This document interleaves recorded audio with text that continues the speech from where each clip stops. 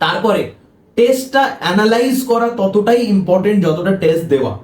2 থেকে 5টা বাদ দিয়ে অন্য কোনো সময় তো সেই জন্য থিওরিটা রেট্রোগেটলি পড়ার চেষ্টা কর যে এই জায়গায় আমার everyone welcome to competitive Guru NEET. এখনো কি রি-নিট 2026 এ 150 থেকে 200 নাম্বার বাড়ানো পসিবল?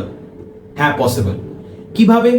অনেকে এখন এই জিনিসটা আমি দেখছি, অনেকের এখন মনে হচ্ছে রোজ আমি 2 থেকে যদি 5টা 15 পর্যন্ত টেস্ট দিই তাহলেই আমার রি-নিটে নাম্বার বেড়ে যাবে। শুধুই যদি আমি এমসিকিউ প্র্যাকটিস করতে থাকি, এমসিকিউ মুখস্থ করতে থাকি তাহলেই আমার নাম্বার বেড়ে যাবে না। পুরো অ্যাপ্রোচটাই ভুল। প্রথম জিনিস সেটা হচ্ছে একটা প্রপার বায়োলজিক্যাল ক্লক তোকে রেডি করতে হবে। যখন রি-নিটের এক্সামে তুই বসবি 2 থেকে 5টা, তখন যেন তোর মাইন্ড একদম শার্প থাকে।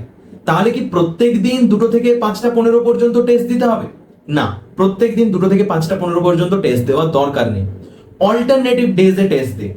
একদিন টেস্ট দে, তারপরে টেস্টটা অ্যানালাইজ করা ততটাই ইম্পর্টেন্ট যতটা টেস্ট দেওয়া। তাহলে টেস্ট অ্যানালাইজ করা এবং যে ভুলগুলো হয়েছে সেগুলো আবার রিভাইজ না করে পরের দিন আমি টেস্ট দেবো না। তাহলে কি করব? একদিন ধর আজ কালকে হচ্ছে ডে 1, কালকে আমি টেস্ট দিলাম 2 থেকে 5টা 15 পর্যন্ত টেস্ট দিলাম। আমি তারপরে ফ্রেশন আপ হয়ে নেবো, একটু রেস্ট নেবো, তারপরে মোটামুটি 6টা থেকে বা 6টা 10-15 থেকে আমি অ্যানালাইজ করতে বসবো। তার অ্যানালিসিসের জন্য মিনিমাম 1 ঘন্টা লাগা উচিত। আমি সমস্ত পেপার দেখবো কোথায় কি ভুল হয়েছে না হয়েছে, 1 ঘন্টা মিনিমাম। এটা কিন্তু 1.5 ঘন্টা 2 ঘন্টাও লাগতে পারে, কোনো প্রবলেম নেই। আমি অ্যানালাইজ করব যে আমি আগেও ভিডিওতে অনেকবার বলেছি একটা ছোট খাতা বানাতে, ছোট কপি একটা। সেই কপিতে যে যে সিলি মিস্টেকস গুলো আমি করেছি বা যেগুলো আমার রিপিটেডলি ভুল হচ্ছে সেই জিনিসগুলো আমি নোট ডাউন করলাম, হয়ে গেল।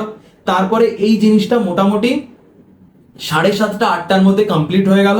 তারপরে ওই দিনের আবার যা নিজের পড়া সেগুলো পড়া শুরু কর। ওকে, সারাদিন ওই সারা রাত পড়লি, পরের সারাদিন পড়লি, পরের দিন 2 থেকে 5টা বাদ দিয়ে অন্য কোনো সময় যেগুলো তোর ভুল হয়েছে প্রিভিয়াস টেস্টে সেইগুলো আবার রিভাইজ করলি।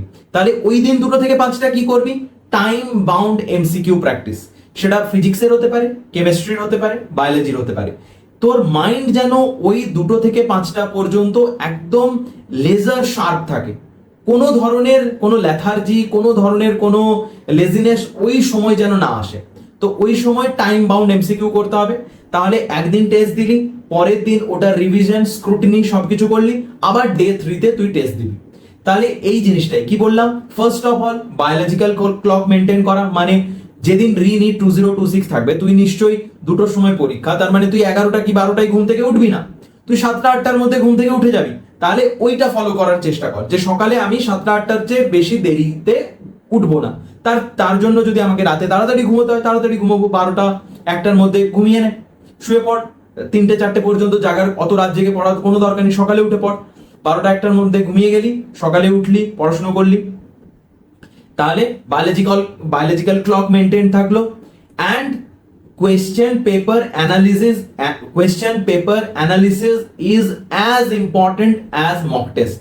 ওকে, তাহলে পরীক্ষা দিবি তার সঙ্গে সঙ্গে মক টেস্টটা অ্যানালাইজ করাও ততটাই জরুরি। অ্যান্ড আরেকটা জিনিস, 2টো পয়েন্ট বললাম, থার্ড পয়েন্ট সেটা হচ্ছে রেট্রোগেট ম্যানারে পড়াশোনা কর। এই যে সেকেন্ড দিন, মানে ফার্স্ট দিন তুই টেস্ট দিলি, সেকেন্ড দিন বললাম টাইম বাউন্ড এমসিকিউ করার পর যে যে জায়গার থিওরিগুলো আটকাচ্ছে সেইগুলো আবার পড়ার চেষ্টা কর। নর্মালি এই সময় পরীক্ষার আগে থিওরি পড়ার অত ইচ্ছে করে না, একটু খারাপ লাগে যে আবার জিনিসগুলো পড়তে হচ্ছে, যেখানে তোরা অলরেডি একবার পরীক্ষা দিয়ে দিয়েছিস, তো তোদের ক্ষেত্রে তো জিনিসটা আরোই কঠিন।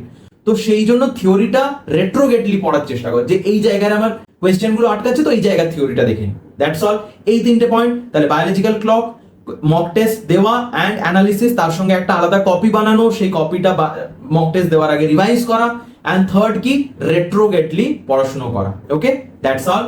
ডেসক্রিপশনে আমাদের হোয়াটসঅ্যাপ অ্যান্ড টেলিগ্রাম গ্রুপের লিঙ্ক আছে, জয়েন কর। স্ক্রিনে যে নাম্বারটা দেখতে পাচ্ছিস তার সঙ্গে সেটা নাম্বারে কল করে আর হোয়াটসঅ্যাপ করে আমাদের সঙ্গে যোগাযোগ কর, অ্যান্ড এভাবেই পড়ে যা। ওকে, থ্যাংক ইউ।